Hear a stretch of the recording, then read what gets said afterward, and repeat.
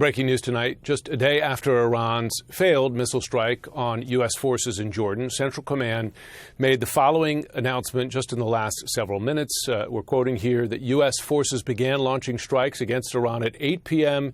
Eastern Time today, a little over a half hour ago. The strikes, CENTCOM says, are a powerful response to yesterday's attempted Iranian attacks on U.S. forces based in the Middle East, end quote. We're joined now by retired Air Force Colonel Cedric Layton.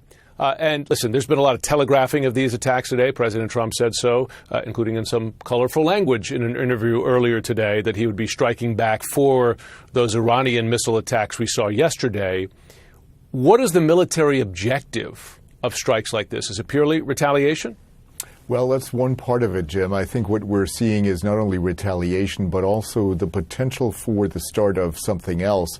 And there's some reports out there that Admiral Cooper, the commander of U.S. CENTCOM, might be planning a 10 to 14-day campaign. So whether this is the start of that or not is, of course, something that we don't know yet. But that is certainly a possibility. But at the very least, retaliation, but also the need to engage in measures that basically result in force protection, and that would include going after some of the areas where missiles are launched from, particularly in western Iran and also some in southwestern Iran. So that would be one of the primary objectives, I would think. The trouble is, Colonel Layton, is that the U.S.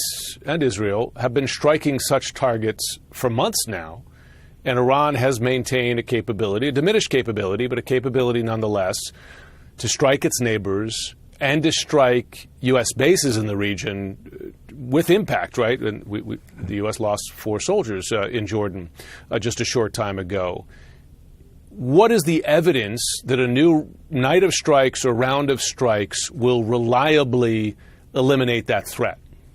I don't think we can say that any strikes that are currently being conducted will eliminate that threat. I think the evidence is pretty clear, as you laid out, Jim, that the efforts that we've done so far, that we've conducted so far, are not resulting in an elimination of the Iranian capability to strike at targets that include U.S. personnel and U.S. assets. So that's going to be a real problem. What they can do is they can coerce Iran toward another goal, and that other goal might be the negotiating table, but right now it sure doesn't look like we're going in that direction.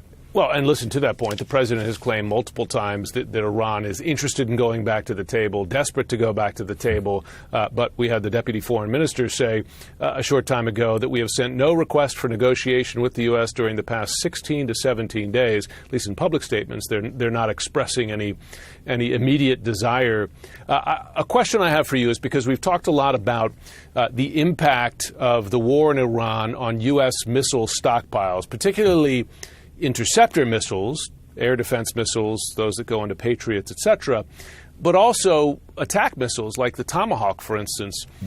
Can the U.S. military, and would you expect the military in strikes like the one we're seeing tonight, particularly if it were to go on for 10 to 14 days, is there a way to reduce the expenditure of those missiles so that you don't back yourself deeper into a supply hole, right? Magazine depth, as folks talk about. Yeah, so that's a really difficult problem set for American commanders to deal with, because we've been used to expending missiles like the Tomahawk and similar missiles, as well as our air defense missiles, in a fairly free manner. And, when you look at the expenditure rates in Iran versus in Ukraine, the expenditure rates in Iran are much, much higher than they are for Ukraine. And there are a lot of reasons for that. But the key factor here is this.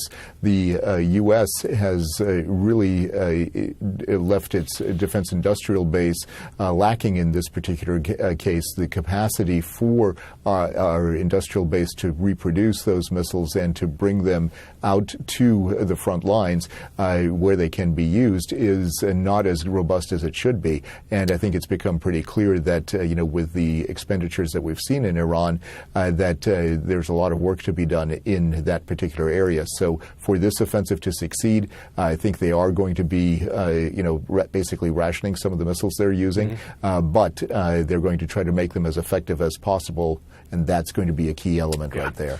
Well, President Zelensky has made the point that the U.S. has expended more air defense missiles in the war in Iran than it has given Ukraine throughout its more than 4.5 years since the Russian invasion. Colonel Layton, thanks so much. You bet, Jim. Thank you.